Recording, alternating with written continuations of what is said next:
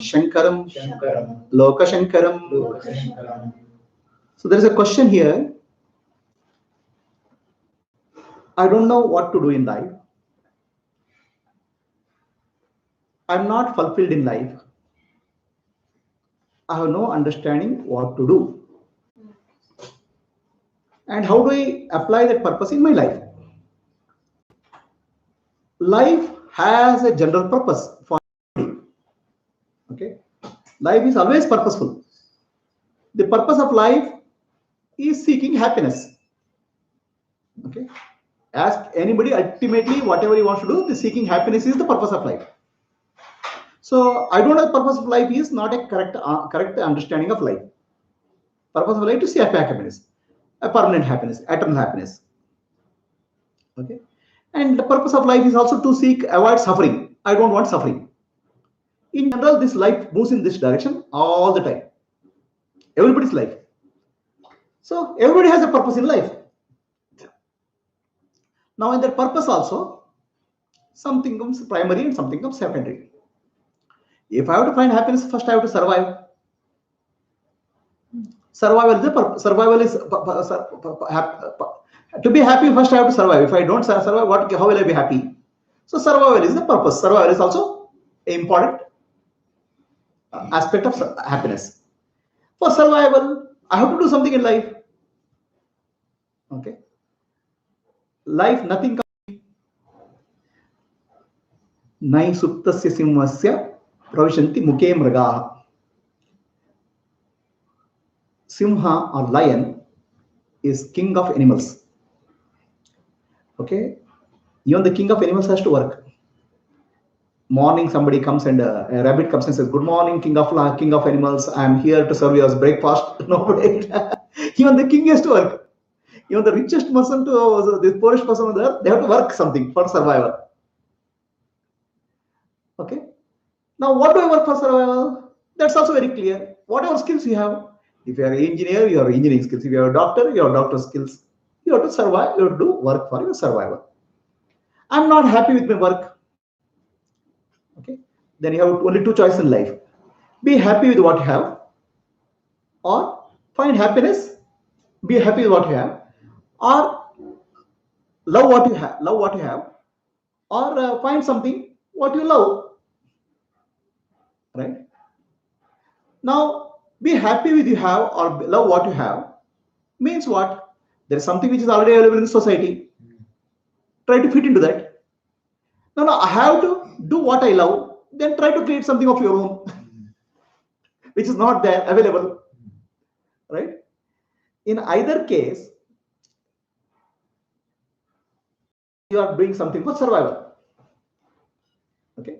And you have to define what is survival. Survival means a house, survival means a bungalow, survival means a car, whatever is survival it means to you. Survival means earning for next 30 years, 20 years, whatever is that survival. For that, you are already fixed what you have to do. There's no choice in this here. Is there a choice for anybody? So when you say, I don't know what to do, you're thinking as if you have a choice. There's no choice here. And what you do is also fixed by whatever skills you have. Right now, you're an engineer. You cannot suddenly become a dancer or a movie maker. Now, you can become also, but then it will involve a lot of cost and effort. Right? Are you ready to risk that? I mean, there's a risk in that. Suddenly, you cannot become a music director. Right. So, there's a risk in that. Are you ready to face the risk? So, everything has a consequence. Every action has a consequence. So, always human nature is to find, okay, how do I survive? Because survival is required for happiness. And also, we have to try to find a path of least resistance. We don't want very complicated risks for survival. Then survival itself becomes another risk. So we want to find always a path of least resistance. The path of least resistance for you is you are an engineer, so you have to find a path of least resistance. You have to find an engineering job. Right? So this is what you do for, let's say, in a 24 hours a day, 8 hours you have to find a job, 8 or 10 hours. Over that 10 hours is over. So in the job, you have to love the job, because if you don't love the job will kick you out. You have to be passionate about it. You have to try to best in the job. Why you have to be best in the job? Because it's a survival question. There's no choice there. Right? Then you are left with, if you 10 hours in the day are gone, 14 hours are there. Okay, 8 hours you sleep. Okay, another 1 or 2 hours are required for your maintenance of your body, eating food, walking and all. How many hours are left now? 6 hours. 14. Another 4-5 hours are left. The 4-5 hours are free for you. What do you do with the 4-5 hours? If you have a family, another 2-3 hours will go there in family. 2 hours are left. If you don't have family, 5 hours are left. So, so that your whole question boils down to what do I do in this 4 hours? You can do only 2 things in 4 or 5 hours. Okay. You can create something for future. Right? You say what is available to me is not acceptable to me. Then try to think what is acceptable to you. Imagine, create, and work towards the imagination, creation. And don't leave it as imagination. Start something doing today. Okay, work at least 2-3 hours a day for today, for that creation. It may take 20 years or 30 years. Finally, one day you'll reach that creation. Okay, it's called your vision. And another 2 hours are left. Spend that 2 hours in meditation, silence, and becoming peaceful. Okay, so that 5 hours, 3-4 hours. The creation is always for the society. So, okay, for society, what you do? Either you earn from the society, which is survival, or you serve the society. Okay, so you have to decide whether you are looking for earning or serving for society. Accordingly, you create a vision and work towards that. Okay, so life has only 3 possibilities. Okay, reaction, creation, or inaction. Inaction is not doing anything. Not doing anything doesn't seem to be a feasible option at all, because you are always forced to do something, because not doing also has a consequence. So let us say you don't eat for 10 days, your body will become weak. You have to go to doctor. Consequence is doctor. Right. You don't do work some today, the mind will become restless. That's a consequence. Then you start getting into some wrong things, start looking at something wrong, messy things in life, and mess your life. Inaction is not a solution. Either you react to life. Reactive life means what? Whatever society is offering, I work on that. I want a job, society will give me a job, I will do that. You'll start loving that. Or you create, I love this, and if you start creating that, no, I can't create it today, it will take time. Start creating today, it will take 10 years or 20 years to create. Reaction, creation, or inaction. And everything has a consequence. The creation also, you start creating with a vision. After some time, you find that it's too expensive, too costly, I can't do that. Then drop it, start something else. Everything in life has a cost, effort, and time. Okay, we need to design our life in a meaningful way, and also give a positive direction. I don't want something is not a positive direction. What I want, nobody will tell you. You have to define. Then you say, I have to connect with the job. What do you mean by connecting with job? Connecting with job means whatever skills are there, best use of the skills. If you are an engineer today, you become a best engineer. You can't become a musician. You can connect with the musician job. You have to connect with the engineering job. Then is the environment of company is good? Fine. Work on that. There's a connection. I'll work somewhere. Otherwise, if the environment is not good, find some other job. But changing from engineering to another profession may not be simple, because you already spend a lot of time and effort in that. Right? So like that, we have a practical life. And always make a decision for today. If you ask the question today, how do I use my 24 hours productivity? The answer will be clear. Otherwise, you'll be living in an imaginary world. You'll keep a hypothesis. Is the question answer clear? Yeah, clear. So let us take. Thank you.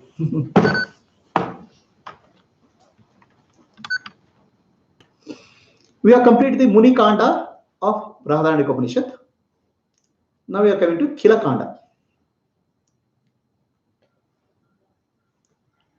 The last chapter, last but one chapter, 5th chapter, last chapter is a summary, 5th chapter is called Khila Kanda. This Khila Kanda is dedicated towards Upaasana or meditation. Okay.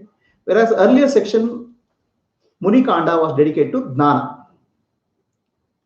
Now, in this section, I am not going to go into very detail, but I'm just giving you a briefly what is Upaasana is all about and how Upaasana is applicable in our life.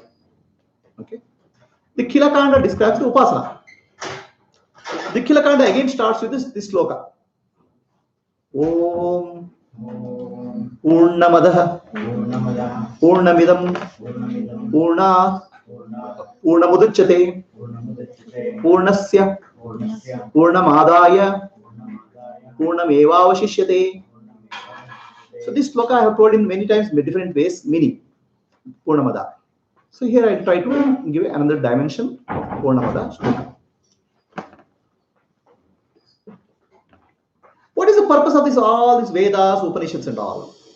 I have to feel the fulfillment, Purnatva. That's all is the purpose. I am feeling incomplete. I am feeling restless. Can I feel completeness? Can I feel fullness? Is the purpose. So the fullness or completeness you cannot feel until you experience non-duality. Okay.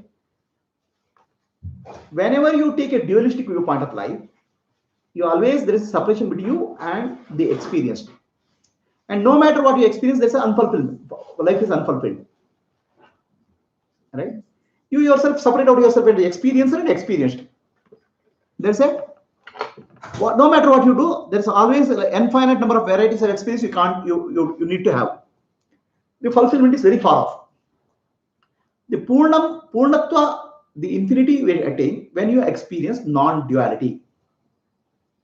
When you are non-dual. Okay.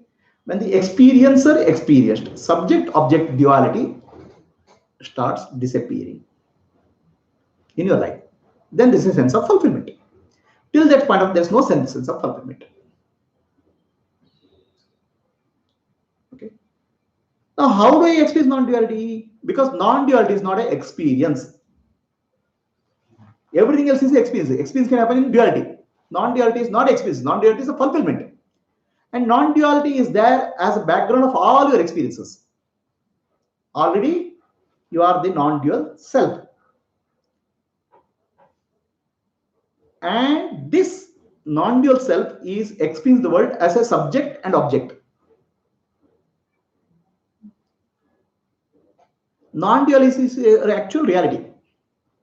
But because you are engaged with the experiences and you are hunting for one experience after experience, you are not able to recognize the non-dual inherent nature of non-duality of life. You are the non-dual self, but you are experiencing duality, I and the world, experienced and experienced. So this experience and experienced is really not a reality. It's an appearance only. The subject-object split in our experience is not real. How it is not real? Let's say I am experiencing a orange. I am eating an orange. The orange is the object, I am eating is the subject, and eating is the process. If you look really, the orange and I are not two different entities. They are connected through process of eating. The subject-object duality is connected through eating. The seer and seen is connected through seeing. The knower is known is connected through knowledge. In seeing, seer and seen are included. In experiencing, experiencer and experienced are included. Otherwise, if there's no experiencing, why is the experiencer and experiencer? So they are not two different entities, they are connected through experiencing. So there is no duality of experience and experienced. There's only connectedness of experiencing. The experiencing also changes. I am experiencing mango now, I am experiencing banana, I am experiencing orange. Experiencing changes, but the experiencer doesn't change. I'll come to that. Experiencer doesn't change. This is our understanding. Now, if I take the experiencer as a body, the body is also changing. Okay, the mind is the experiencer. The mind is also changing. Experiencing is not changing. The content of experiencing is changing. The content of experience is changing. It might be mango or banana or anything, but experiencing is not changing. No, if experiencing, you are saying eating Process. It's a process. It can be seen. It can be listening. So everything, the name might be changing. The experiencing is still the same. That's what I'm saying. The experiencing is changing. The experience are so different. For example, if I eat mango, it's sweet. If I eat a bitter gourd, it's... That's the content of it. But That's what I'm saying. experiencing Correct. Experiencing is there. It is experiencing is connecting subject and object. Okay. Now you ignore subject object because experiencing is not there. Subject and object is not there. So subject and object, the duality is replaced by oneness called experiencing. Okay. Now experiencing is happening to the subject. I say subject is not changing, but the subject itself is changing. The body is changing, the mind is changing, intellect is changing. So then what is not changing? The knowing of the experience is not changing. The knowing. Okay. So in reality, the subject-object duality can be replaced with the knowing principle, which doesn't change. In the knowing principle, subject experiences appear and disappear. One experience, other experience. One experience, other experience. Content object keeps changing. So what doesn't change? Knowing doesn't change. And knowing is what? Is being, Atma. So everything else, everything is appearance and disappearance in Atma. Is the experiencing continuous?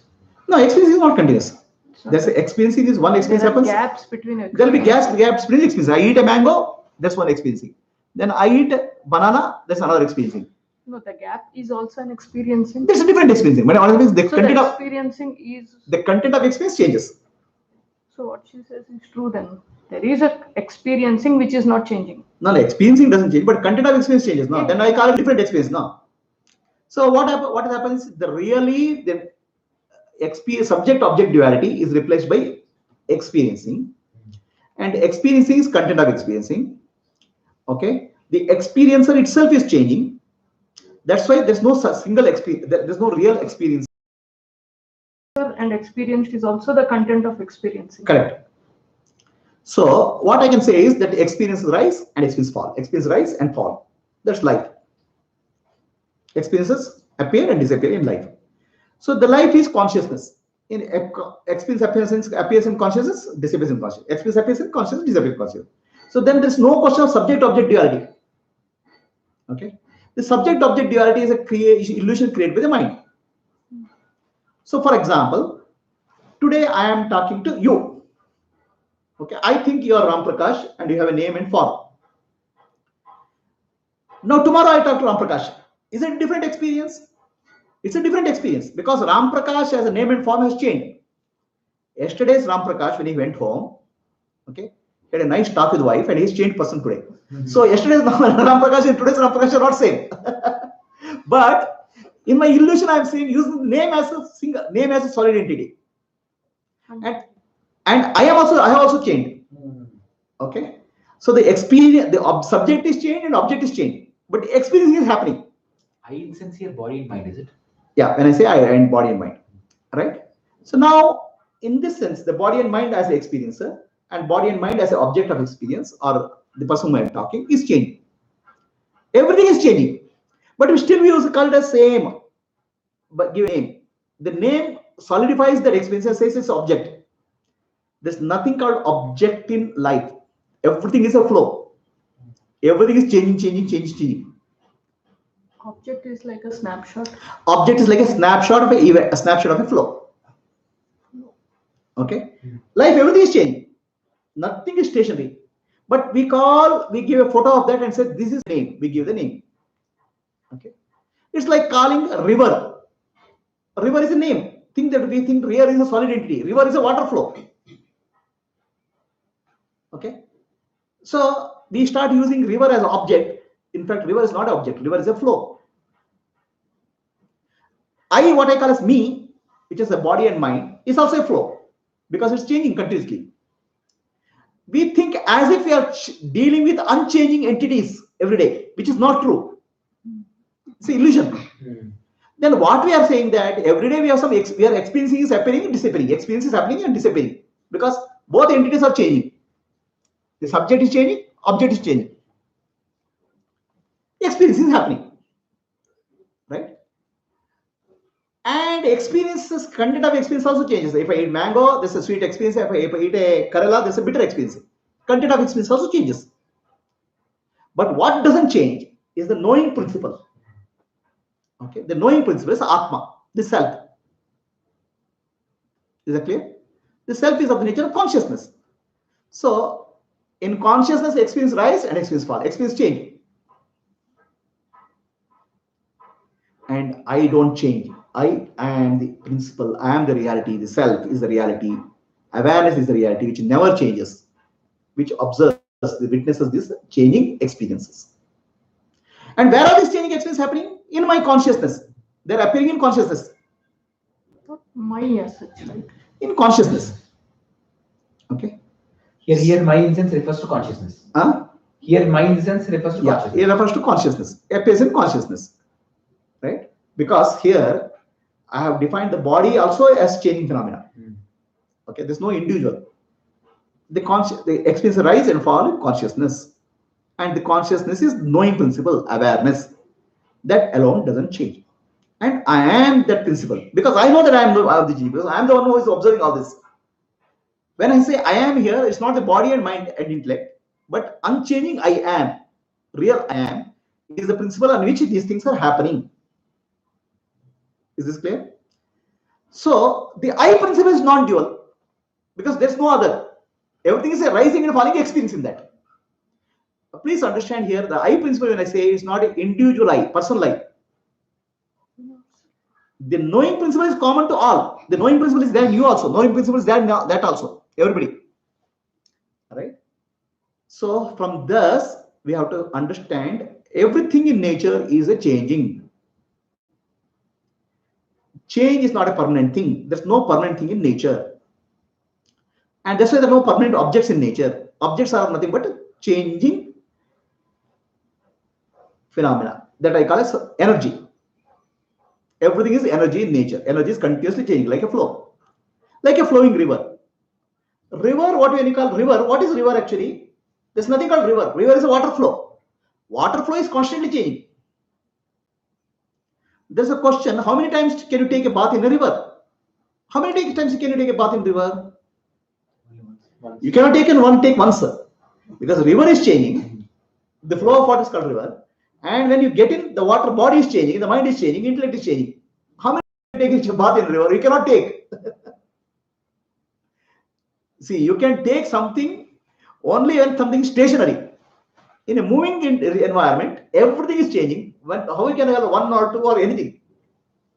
But our mind says it's one time. I had a river bath in river Ganga once. So you say that. Because mind tries to tend to take a snapshot of photo of something and says that is real. So everything is a work in the universe. Every universe is a flow. Okay, it's a movie. But what we do, our mind takes a snapshot of that movie, a photograph of that movie, and says this is real. No photograph is real because the moment you take the photograph has changed. Okay, so we start living with the illusion that still photographs are the reality. This is called Maya. That's why you should not live in memories. Right? Isn't it? And because we think the experience and the experiencer, we are confused the body and mind with the experiencer. Okay, we start living with the illusion that I should have better experiences. I crave for experiences. Okay, because I become a collector of experiences. I start collecting experiences. Today I have a good experience. Okay, then I say, oh, this experience is good. Then tomorrow I want to have this experience. Then I develop a raga, attraction for that. There is an impression created that I have to have a good experience. Or I have a bad experience today. I don't want to have a bad experience. Then I have carried Dvesha. But what I have forgotten is that experiencer and experienced both have changed. That's only experience, flowing experience. It's like almost like stopping a river flow. Continuously changing thing, we are freezing it in terms of memory. Okay, and we want to get that frozen memory again. It's not possible. That's why experiences cannot repeat in life. We say, oh, I had a bad experience last week and I have a bad experience today. They are two different things. You still call it as same experience because your illusion that it's a one real, one entity, solid entity. It's not. It's a flow. See, life is a continuous flow. Please understand. Life, everything in life is a continuous flow, including your body and mind and intellect. Is there something called mind? Nothing. There's nothing called mind. Mind is a flow of thoughts. Body is a flow of energy. Okay. Intellect is a flow of ideas. And we take a snapshot of these and call it as memory. And we start thinking that memory is real. It is not. For example, when you have an experience, okay, let's say a good experience, you record that good experience. For example, I went to Niagara Falls, wonderful place, a good experience to record.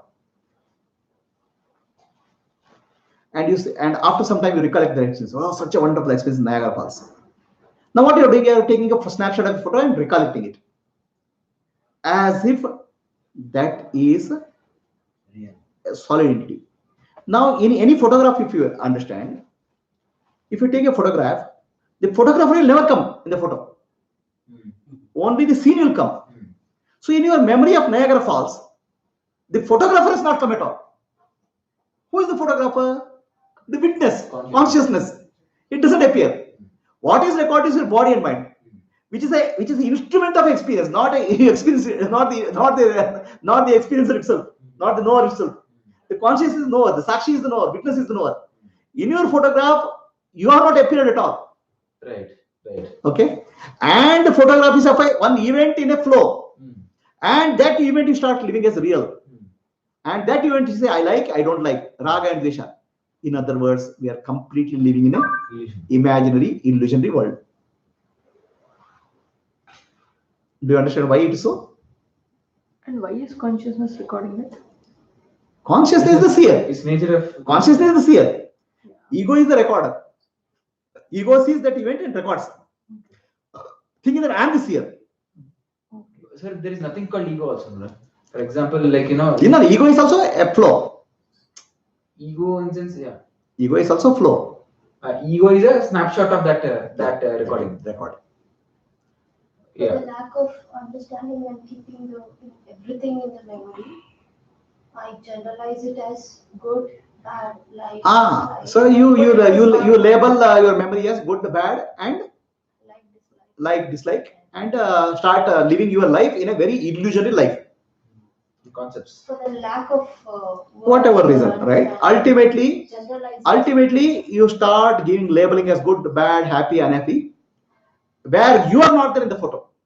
The seer, real seer is not there. Only imaginary seer is there, which is ego. And the scene event itself has changed.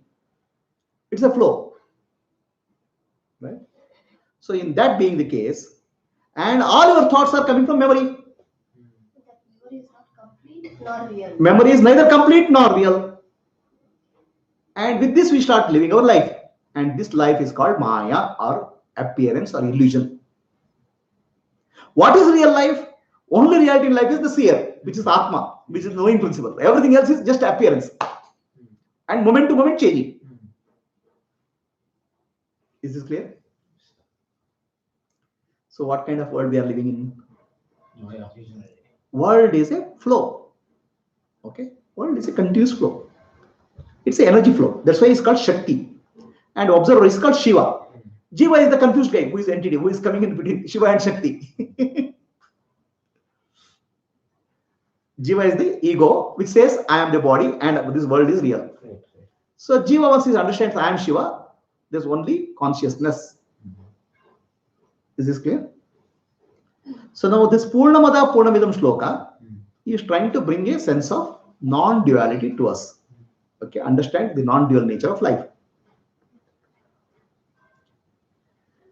Purnamadaha, that is Purna. Who is saying that is Purna? I am saying. No, I am saying. Who is I? I am the Jiva. I am the body-mind complex. Okay, I am saying. I'm always saying, no, God is lucky. God is lucky. He's full. God is great. He's Purna. Perfect. God is Gnani also. So we always say God is great because we think that God is Purna, the complete. Now, who is God? God is consciousness, awareness. Pradnanam, Brahma. We call it that because I have not realized that. That's why it's that, not here. The statement itself gives duality feeling. It's duality. You are speaking from duality only. Jiva point of view. From Jiva point of view, I'm saying that is Purna. God is great here. Okay? We are very clear, God is great. And that also implies that I am not great. Right? And why God is great? God has no problems at all. What is the problem? Why is great? Because He is Purna, fulfilled. Purna means fulfilled, complete. How is complete? He has no trouble of time. He is timeless. Okay? He is beyond space. The space doesn't trouble. Okay? Right? Time and space. Okay? And karma doesn't bother. There's no karma for the consciousness, pure awareness, because it's not a doer. So from this perspective, the cause, the time and effect, the time, space, and cause and effect is called kala, karma, and desha. There's no effect on awareness. That's why Purnamadaha, God is great, He is Purna, complete. Now we'll say Purnamidam. This is also Purna. Now that awareness of God is away from us, far away, appears to be far away, because I'm Jiva point of view, right? So that says that. But world is very close to me. This is Purna. Now the question is, world is how is Purna, right? Okay. So world how is Purna, right? It's relatively Purna for me, because I live for 100 years. This universe has been there for an infinite number of years. I don't know how. Billions of years. Okay. The time is a lot. It is, as far as I am concerned, it's vast time and vast space. World is complete in itself. Is that what you're saying? When you say Purnamidam, world is complete in itself, because that is complete in itself. Fully. Yeah. This is complete in No. itself. This is two independent statements. No, I'm saying it's independent statement. Purnamidam, I'm saying the word. I'm saying this is Purna, because Purna in here, in the sense, Purna is infinity. Yeah, what is the definition of Purna? Purna is infinity. Time-wise, space-wise, everything is vast in the universe. Okay. Vast, very vast time. Time scales are very big. We speak billions and trillions of years for the universe. And distances we are saying, speaking in terms of light years. Light itself light is the fastest, and distance of the stars and is light years. And scientists have been now, with all the best telescopes in the world, they are not been able to see the edge of the universe. They are the universe ends. It's infinite. So Purna also, another meaning is infinite. Okay. So then Purnamadaha, Purnavidam. From that sense, it's Purna. Okay. Everything is there in the universe. Whatever is experienceable is there in the universe. But that itself is not Purnatva, because the universe also is subject to birth and death. Purnamadaha, or Brahman, awareness, is not subject to birth and death. It's timeless, ageless, and free from karma. But in universe, I see this is timeless. There's times are there, space is there, but all time and space, I have heard that during Pralaya, during dissolution of the universe, everything goes. Even scientists say after billions of years, the universe will be destroyed. So this universe also cannot be Purna in that sense, right? But universe is a Purna in different sense. But what? Because universe is wait. Universe is matter. Okay, universe is nothing but matter. Whatever you see is atoms, molecules, and matter. And matter is energy. So science, as well as science and spirituality, energy cannot be destroyed or created. The matter cannot be destroyed or created. There is no birth and no death. Change of form is there. Change of form, I am saying, okay, accept it. But if I consider as energy, the root level, the universe is also infinite, because there's no death for the universe. The forms keep changing. Universe is also complete. Universe is also complete. Right? So now the universe is also fullness, Purnatva, because universe at the surface level is matter. And already I discussed it's not a matter, it's just a flow of energy, because everything in the universe is changing, right? And a language also causes a confusion. Okay, language, you have something called nouns. Nouns, when I say chair, we give a solidity to chair. The chair is a chair is a frozen entity. Yeah. Okay, we use the noun, but in language of nature, there's nothing called noun. Everything is a verb. Everything is verb. Everything is verb in the universe. River we call as a noun. Okay, but it's actually rivering is the reality. Right, The flow. But what about chair? Chairing is the reality, because chair also gradually deteriorates, changes shape. You don't see it every day because we have limited vision. You are actually limited vision. Right. Chair, if you keep it 100 years, it will be just a dust powder. So everything in the universe is a verb, not a noun, right? That's why it's called Prakriti. Prakriti. Kriti means action. Action of universe, action of consciousness is Prakriti. Okay, action is always a verb. Walking, drinking, eating is a verb. Universe, entire thing is a verb. Because of our language, convert the verb into a noun and start getting into illusion. There are no nouns in the universe, only nouns are in language. Universe is called Prakriti, means action. Action of Kriti means action. Prakriti means action of the beyond. Parabrahma. So what is the action of Parabrahma? This is beautifully illustrated by dance of Shiva. You have seen that Nataraja? Right? Nataraja dance, you have seen the picture? So the Nataraja is there and he is dancing. Okay? The Nataraja is the pure consciousness. The dancer, who is the Shiva or Parabrahma. And his dance is the Kriti, Prakriti. Okay? And his dance is the Shakti. Shiva and Shakti are not two different entities. The dance and the dancer form is one reality.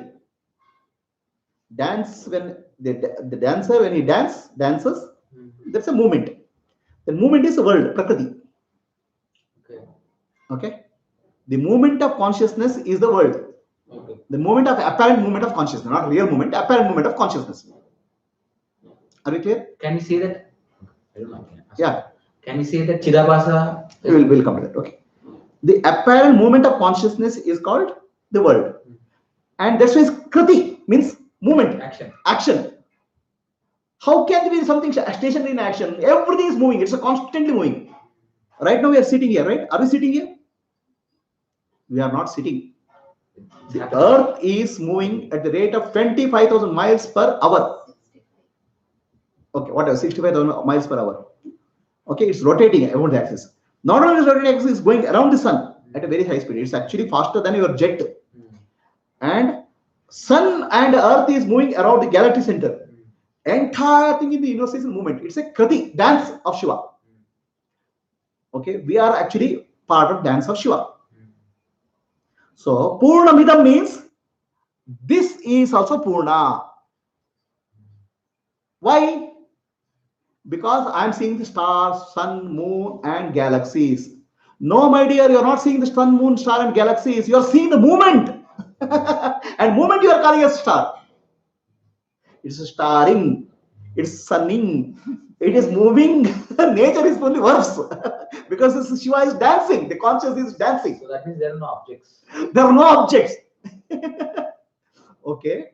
The movement appears to be various objects. That's why it's Nataraja. The dancer is Shiva and the dance is Shakti. Shiva and not Shakti are not different, means that. Okay. Now, whatever dance you do, nothing happens to Shiva. The conscious, nothing happens.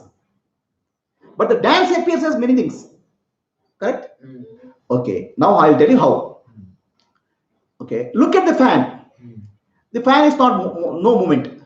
The moment I switch on the fan, fan starts looking like a circle. Okay. There's no circle. Because of movement, it appears like a circle. Right? The movement makes things appear as different type of objects. For example, you're seeing my hand. Now, there is a circle here. The dance makes the dance of the consciousness appears as various objects. Various forms and shapes. Everything in the universe is a dance.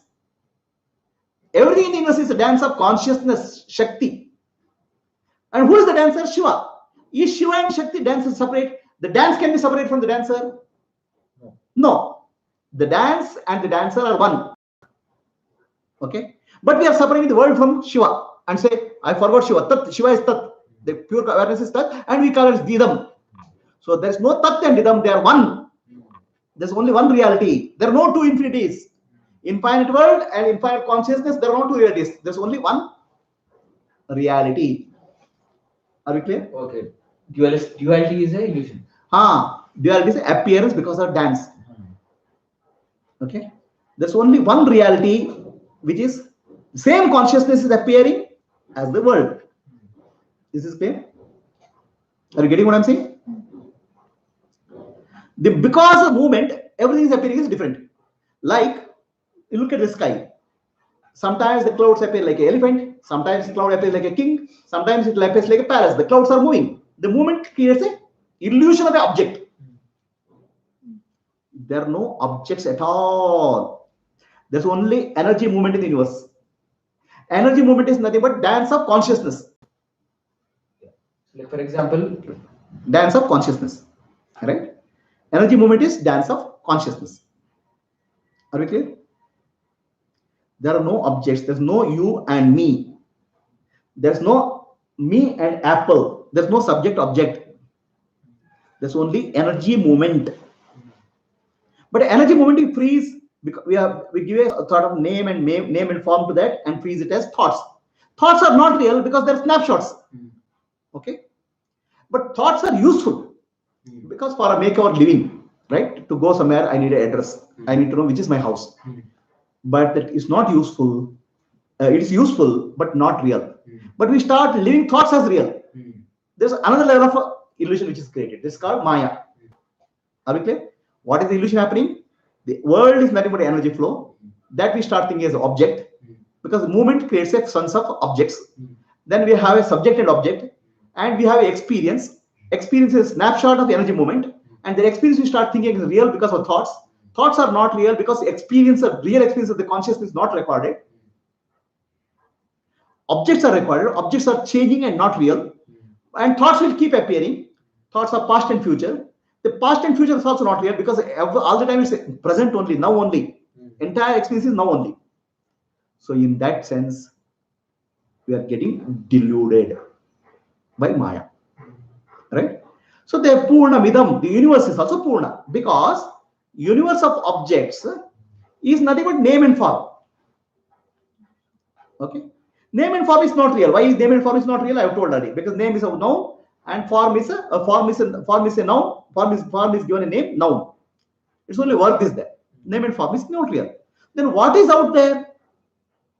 What is out there is the solid entity called matter is nothing but energy. Energy is nothing but movement. Movement is nothing but appearance in consciousness.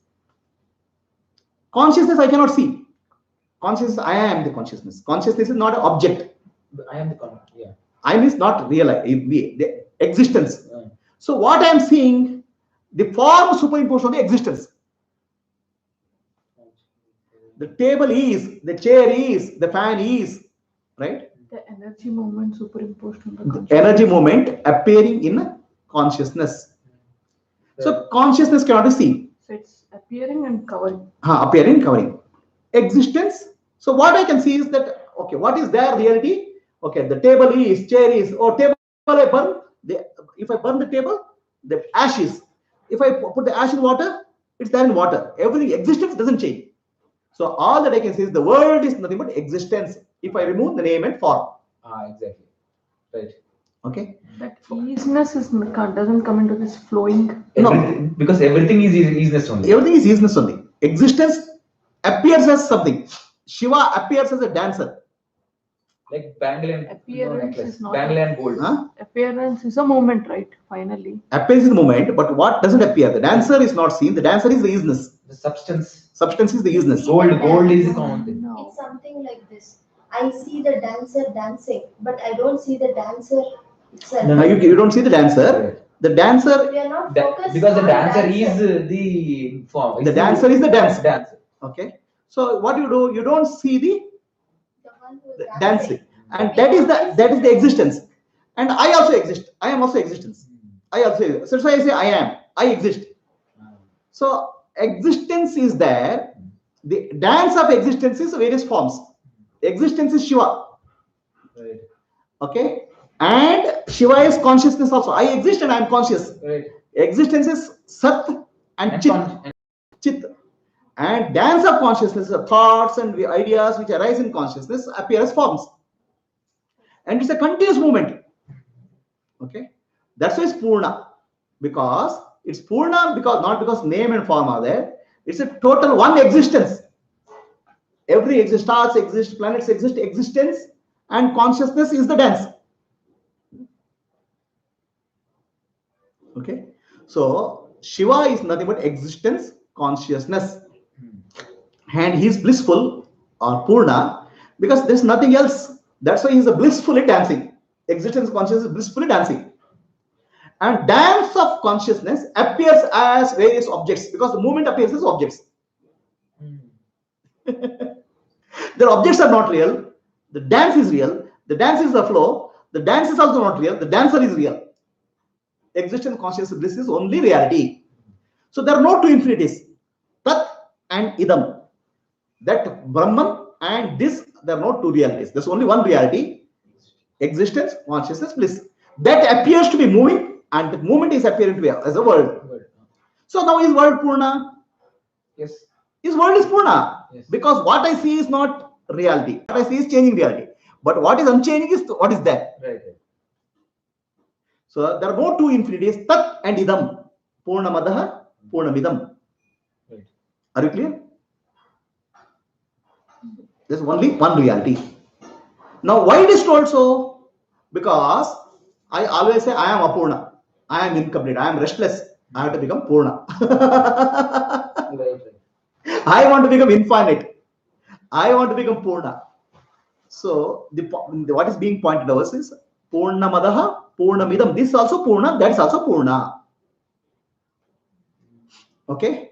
Now, is apple Purna? Because apple is object in the universe. Is apple Purna? There is no apple. Apple is also Purna. Because what you call as apple is nothing but energy flow. Energy flow is nothing but existence. Apple existence. Any single piece of the universe is also existence. Even the atom is also existence. Right. So atom is also Purna. Right. Because you cannot separate out anything from the existence. Exactly. Existence is the universe. Existence is the universe. Existence is akhanda. It's indivisible. Apple, you cannot, the orange you cannot separate from the existence. How, sir? How? Does apple exist? Yes. Okay. Is existence there? Existence is there. Can you existence? Can you destroy existence? Like The form is in time, form and shape is in time, but existence is not in time. Existence is always eternal. Yeah. Existence is there, but not. It might be. Then it is no longer an apple. It could be something else. Apple is a name. No, name is an illusion. I have told already. What is seen is existence in the form of apple. Okay. Appearance is not real because appearance keep changing. It's a movement. But what is reality is existence. So if I show this is Purna, that is I'm pointing to existence, Yeah. not to the apple, not to the orange. Right. Right? From that point of view, the smallest dust in the universe to the largest stars and galaxies are all Purna, not just universe. Because they are existence. Okay? At microscopic level to macroscopic level, every single part of the universe is Purna. There's no part in the existence. Existence is akhanda. See, it's like this. If I show to my head, I show this here and say, this is Prabhu, I'll say. This is Prabhu, I'll say. This is Prabhu, I'll say. Every part of it is Prabhu only. Like that, every part of the universe is existence only. Every small thing in the universe is existence only. Okay? The form changes, the form varies, but existence aspect of the form doesn't change. The dance changes, but the dancer doesn't change. So the easiness which you are saying, is that synonymous with appearance? No. Easiness is not synonymous. Easiness takes the form of appearance. Like necklace and gold. The gold is easiness. The necklace is appearance. Appearance you melt. The gold necklace you can melt, but gold doesn't. Nothing happens to gold. So existence is prior to appearance. There's no prayer. Existence is appearing. Existence. So then- gold is appearing in the form of bangle. Gold is appearing. God itself is appearing in form. It's not prayer. Existence and consciousness are same. Consciousness and existence same. How do you know that? That I know. Because I exist, yes. I'm aware of that, yes. Can I separate my existence from my consciousness? No. Can I say I exist but I'm not conscious? Can I say that? No. Can I say I am conscious but I don't exist? Can I say that? No. No, because to be able to say anything, I have to know, right? So existence and consciousness are one. Right. That I know. Right. But I'm seeing only existence outside. Right. I'm not able to see consciousness. Right. From that I infer that entire universe is existence consciousness. The isness. Right. Sarvam Khalida Brahma. All this is Brahman, awareness. So whatever I am seeing is Brahman only. And universe is nothing but dance of Shiva. That's why it's called Prakriti. Kriti means the doing. In doing, it's a continuous activity. It's always, universe is always a work in progress. Action mode. It's action only. The entire universe is action only. Not a single being in the universe can stay actionless.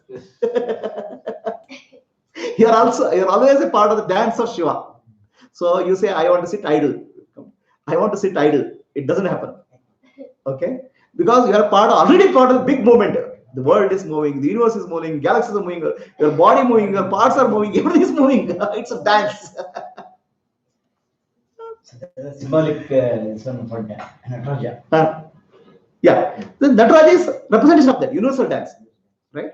So that's why the Nataraja, the Prabhava is there, right? The full circle. The circle has various elements.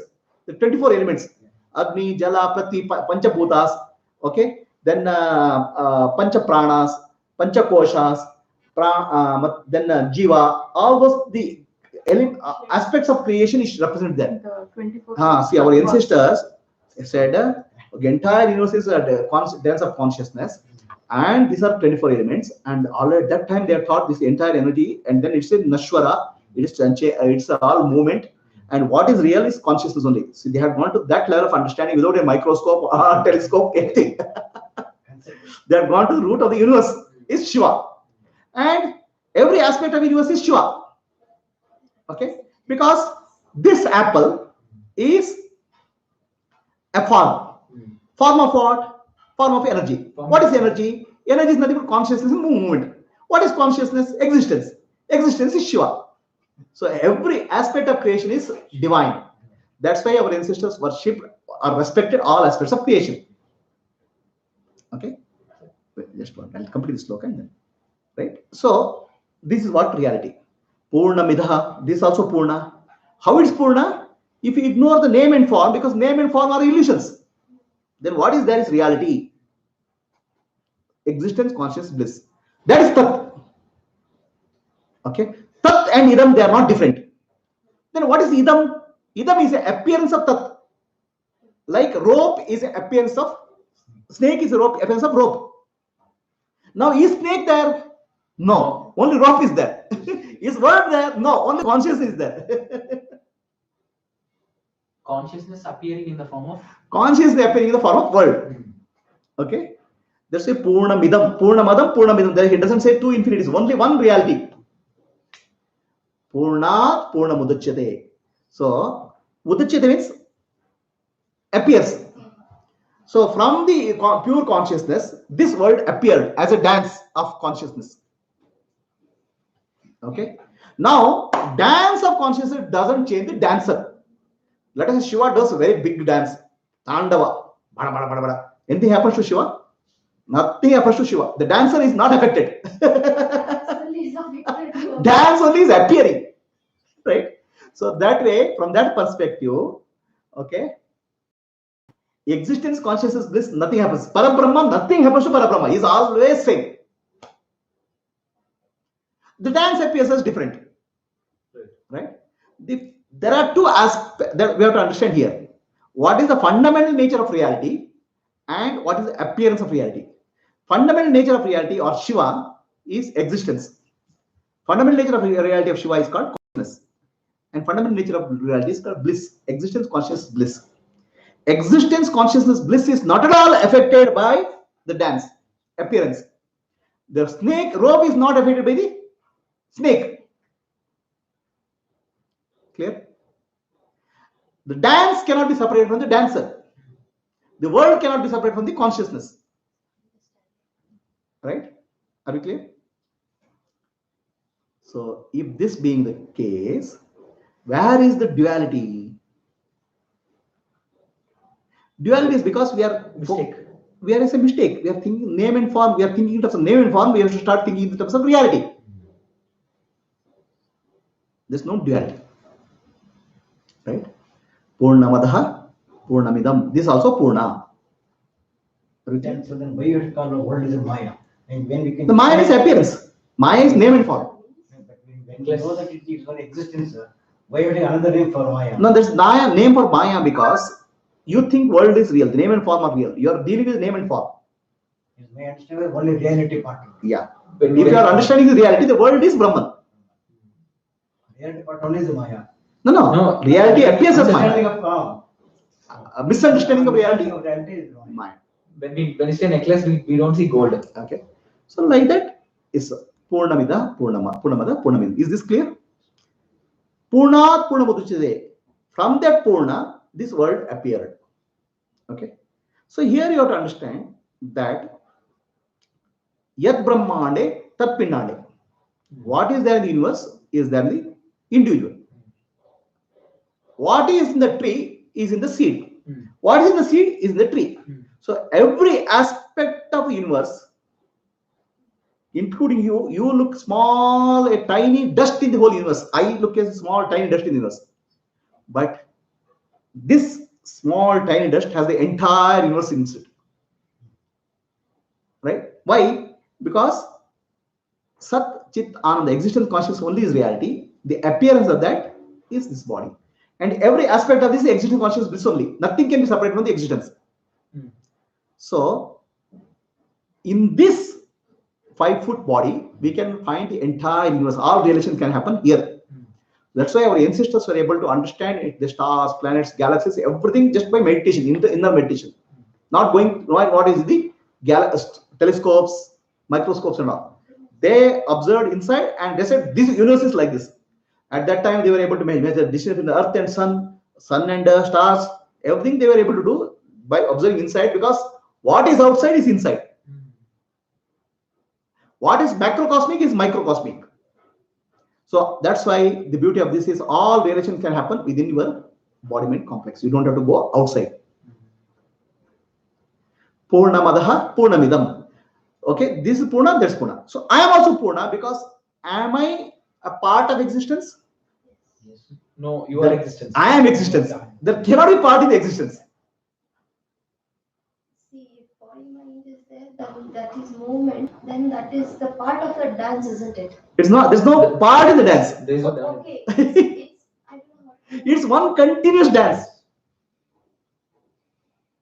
I know it's not like part, but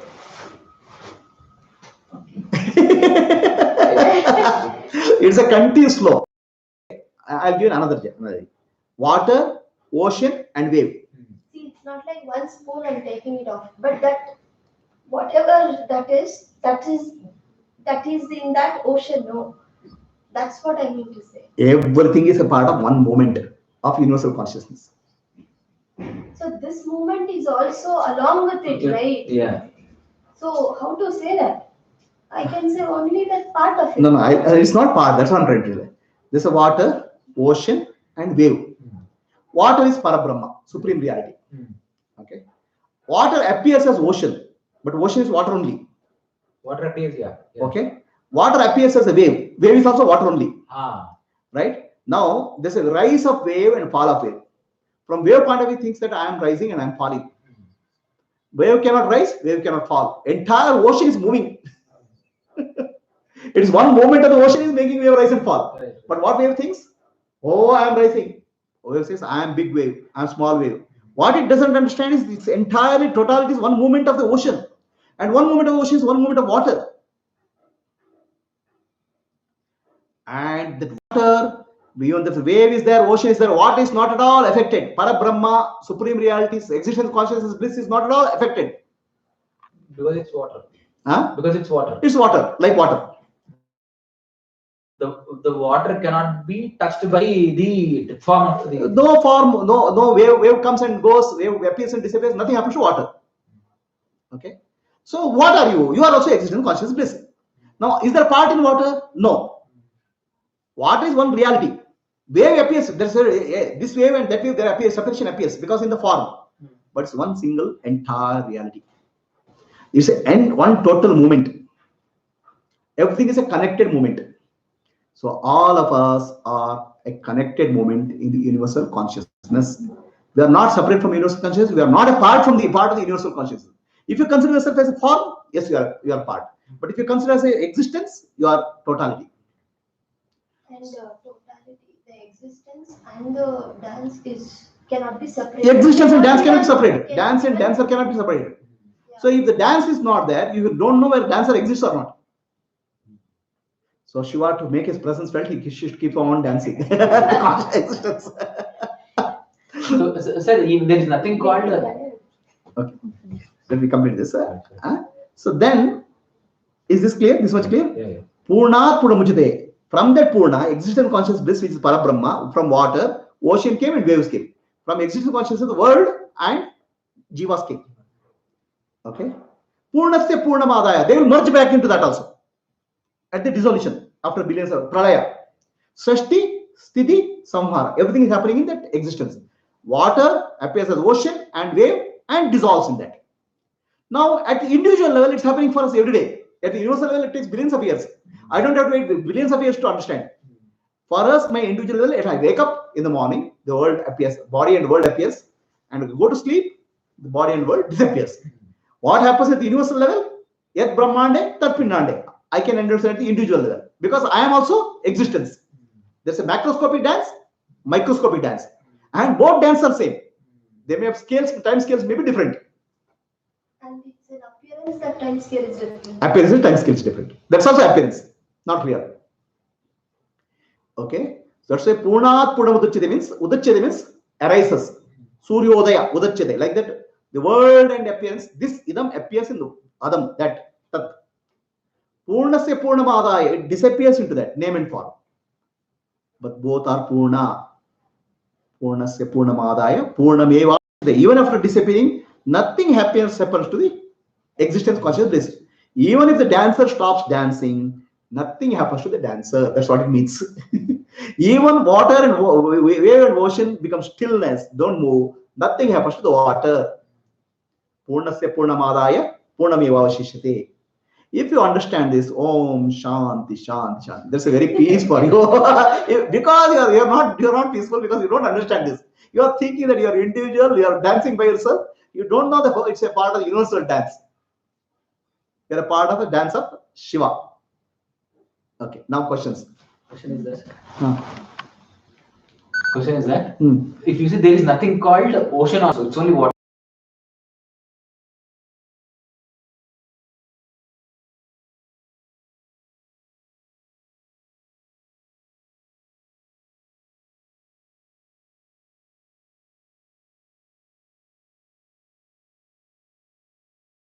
So the question is that. What is the question? The question is that there is nothing called what do you say, ocean. Basically, No. Ocean is the appearance of water.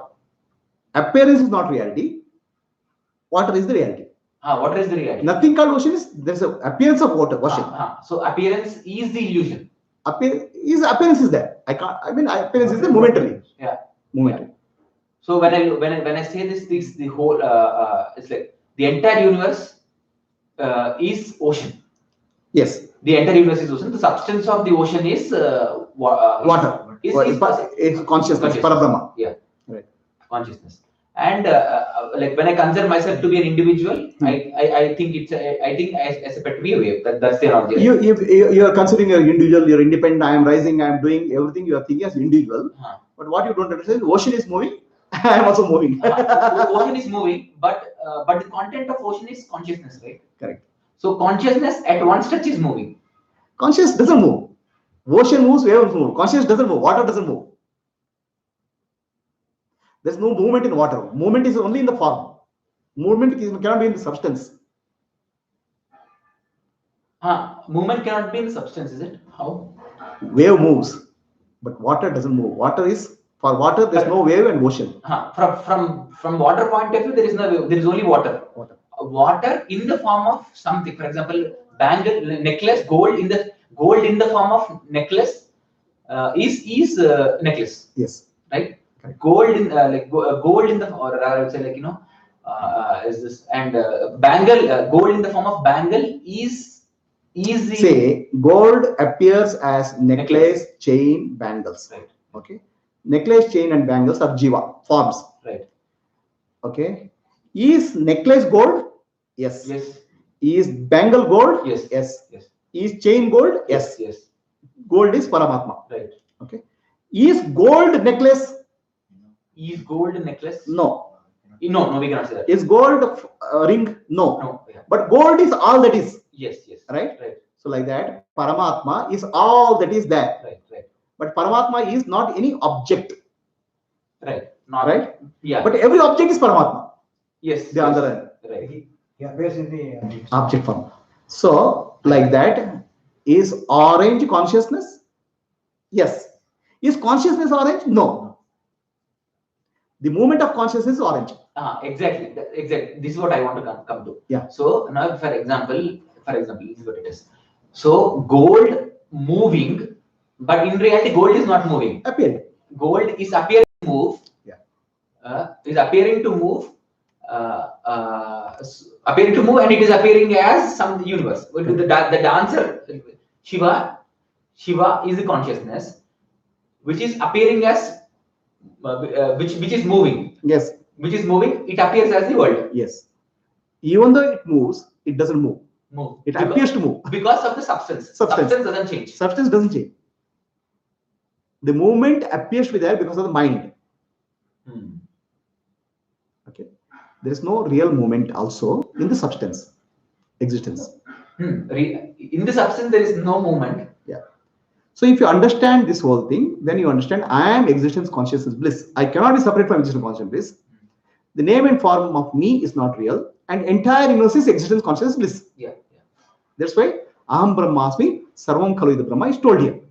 Now, why it is told here is there's a reason. Okay, why it's told is real there. In this sloka, there are two parts are there. Tat Tvamasi, that you are. Okay, Tat Purnamadaha and Purnamidam. So there are two aspects here. One is formless and other is form. So far in the chapter 4, Yajnavalkya and Janakaraja Samvada, the discussion was about the formless Atma. You are going to the substance. Okay. So now Yajnavalkya is coming to the people who have difficulty in understanding Atma. He is going to the form now. Form is the form of world, names and forms.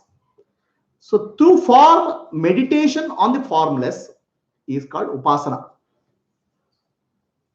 So that's why in one sloka, the form and formless is brought. Jnana and Upaasana is brought in this sloka. That's why this sloka has a combination of Jnana and Upaasana, because this chapter is about Upaasana, where forms are being brought. You have to meditate on Brahman in this form. We have to meditate on this Brahman, this form, because many people cannot think of formless reality. For them, Upaasana is the way. Jnana, they are not able to go to Jnana, Atma Jnana, Neti, they can't do. For them, you have to give iti. This is Brahman, this is Brahman. You think in this form. So everything is Brahman. For that, Purnamadaha, Purnamidam is told. So this Purnamadam, Purnamidam sloka, the beauty of this is it combines Upasana and Jnana. This chapter is the introduction to Upasana. Okay, for whom is the Upasana? For people whom Jnana is difficult. Neti, I can't understand. Not this, what am I? Okay, that question will come. But Neti we can say, no? So to that extent, No, I'm saying many people are not comfortable with the Neti approach. like they're not reaching the last point.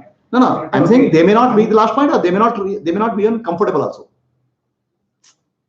Okay, so they are comfortable. Iti. This is Brahman. This is Brahman. This is Brahman. They are comfortable.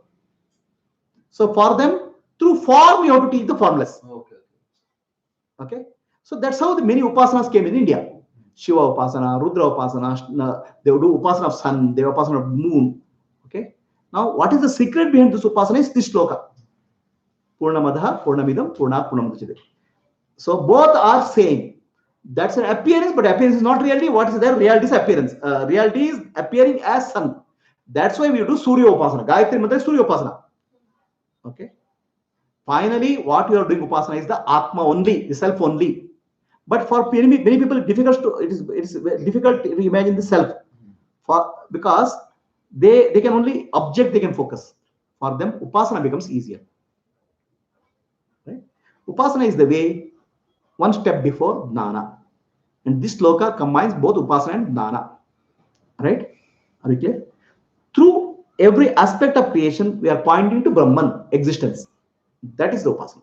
That's why in India, we respect all the aspects of creation. River, sun, moon, water. People start wondering, why are you doing that? Why are you doing that? Because we are seeing the creator in the creation. Okay? So that's the beauty of Sanatana Dharma. Okay, you have a question. This Chidabhasa, then it will be a different approach. What is that? That is, the I am sense of I am and all. It is a different approach. What is different approach? Like how does it fit into this? Chidabhasa is nothing but original consciousness only. Chidabhasa is consciousness only. How does it fit into ocean and wave analogy? See, the Shiva is. They're asking. Because we announced the time. Okay, so this already Kannada time is coming. We'll take up that question later.